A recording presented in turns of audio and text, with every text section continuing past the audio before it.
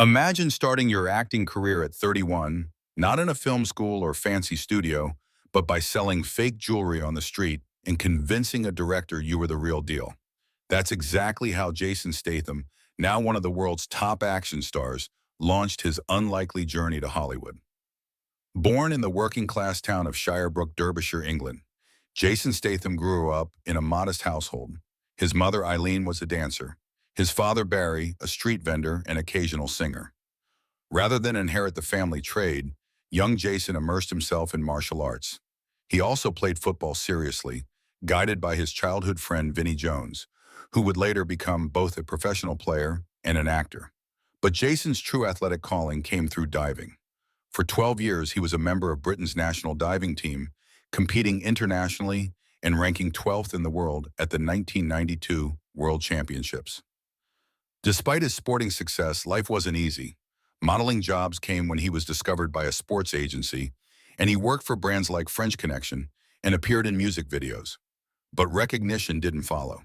To make ends meet, Jason went back to selling perfumes and knockoff jewelry, just like his dad. Ironically, that street hustle gave him his break. Director Guy Ritchie was looking for someone authentic to play a shady character in Lock, Stock, and Two Smoking Barrels. Jason's real-life sales pitch during the audition convinced Ritchie to cast him as Bacon, his very first acting role. That debut, at age 31, was a surprise hit. Jason reunited with Ritchie in Snatch in 2000 alongside Brad Pitt, and followed up with Mean Machine 2001. But it was The Transporter in 2002 that made him a global name. With a steely gaze, shredded physique, and martial arts prowess, Jason embodied the modern action hero. His character, Frank Martin, appeared in two more Transporter films, cementing Statham as a franchise star. The action didn't stop there. Jason took roles in the Italian Job remake, 2003, Crank, Death Race, and became a staple in the Expendables series as knife expert Lee Christmas. Later, he joined the Fast and Furious universe, playing Deckard Shaw, a villain who eventually becomes an unexpected ally. In 2019, he co-starred with Dwayne Johnson in Hobbs and Shaw, a spin-off that grossed nearly $760 million worldwide. What sets Jason apart isn't just the roles he takes, but how he plays them. He's a trained martial artist with a particular strength in jiu-jitsu and insists on doing his own stunts, whether it's hand-to-hand combat, high-speed chases, or deep-sea dives. He openly dislikes CGI-heavy action and prefers raw, realistic sequences.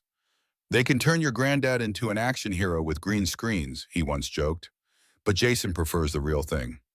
Though often typecast as the brooding anti-hero, Jason isn't afraid to laugh at himself. His performance in the comedy Spy 2015 hilariously broke his stoic image.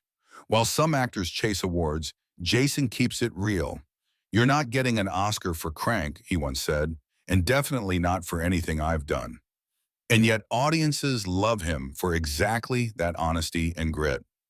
Off-screen, Jason has lived a quieter personal life. He dated model Kelly Brook for 7 years, and now shares a home and a child with supermodel Rosie Huntington-Whiteley. Even in his 50s, he maintains a top-tier physique through strict discipline, like giving up alcohol for months while filming Death Race, and daily martial arts training. Jason Statham didn't climb the Hollywood ladder the traditional way. He punched his way in, one dive, one hustle, one real stunt at a time. He's proof that you don't need a golden statue to be a legend. You just need authenticity, grit, and the guts to do things your own way. Thank you so much for watching this deep dive into the incredible journey of Jason Statham.